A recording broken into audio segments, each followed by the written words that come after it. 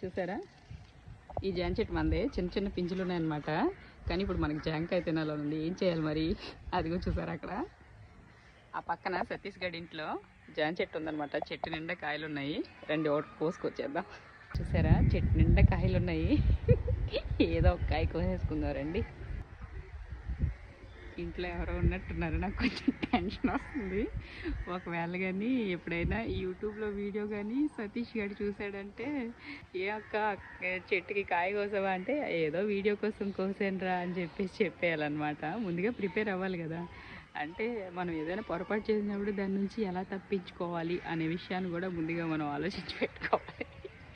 సరే మరి కోసేద్దామా?